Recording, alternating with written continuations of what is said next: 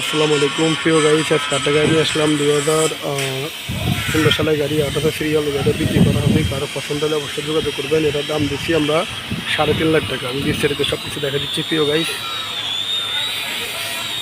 3.5 লাখ টাকা রেট দিচ্ছি। এটার বডি কন্ডিশন, ভিতরের কন্ডিশন আমি সব দেখা দিচ্ছি।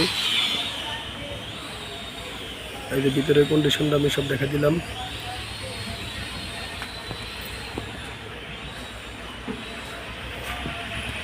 প্রিয় গাইস, বডির কন্ডিশন সব দেখা দিচ্ছি।